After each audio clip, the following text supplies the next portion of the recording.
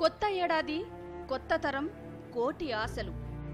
Girls కూడా చాలా చెయ్యగలరు and everything they can do. They are not lesser than the boys. ఈరోజు రేపట్లో అమ్మాయిలకి పెళ్ళిళ్ళు అయ్యి they are being a property. Only డబ్బులు ఇచ్చి కొనుక్కుంటున్నారు.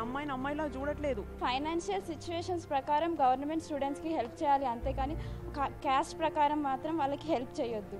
న్యూ ఇయర్ సెలబ్రేషన్ అని అదని ఇదని చాలామంది చాలా డబ్బులు ఖర్చు చేస్తున్నారు.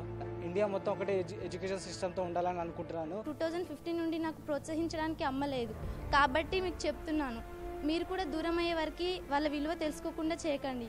ఉన్నంత వరకు వాళ్ళకి విలువ ఇవ్వండి. మనం ఏం సాధించామని కాదు, మన పేరెంట్స్ని బాగా చూసుకున్నామా లేదా అది.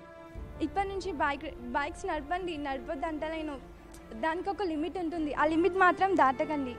పిల్లలు కూడా వాళ్ళ పేరెంట్స్కి కోఆపరేట్ చేయండి, ఎందుకంటే పేరెంట్స్కి ఉన్న ఒకే ఒక ప్రాపర్టీ మనం. పేరెంట్స్ అసలు వద్దు, ప్రతి చిన్నదానికైనా బయటికి వెళ్ళొద్దు అంటున్నారు. కట్నం వల్ల వాళ్ళు ఫ్యూచర్ ఆలోచించి, అంటే అమ్మాయి అయితే కట్నం ఇవ్వాలి, అబ్బాయి అయితే కట్నం తీసుకోవాలనే పాయింట్ తోటి అమ్మాయిలను చంపేశారు. ఒక మ్యారేజ్ చేసుకునేటప్పుడు అమ్మాయి ఎందుకు కట్నం ఇవ్వాలి?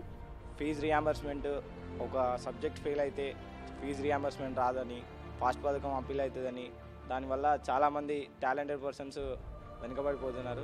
ఎప్పుడైతే మన లక్ష్యాన్ని మనకు అనుకూలంగా మనం పెట్టుకోలేకపోతామో అప్పుడు మనం దాన్ని చేరుకోలేమనేసి మనం డ్రాప్ అవుతున్నాం. అట్లా కాకుండా మన లక్ష్యాలన్నీ కూడా ఒక స్మార్ట్ విధానంగా మనం పెట్టుకుంటే గిన కొత్త సంవత్సరాన్ని, నూతన సంవత్సరాన్ని బాగా మనం జరుపుకోవడానికి అవకాశం ఉంటుంది, ఎక్కువ సాధించడానికి అవకాశం ఉంటుంది. ఈరోజు మానవిలో సోమవారం నుండి శుక్రవారం వరకు మధ్యాహ్నం 2:30 మీ 10 టీవీలో.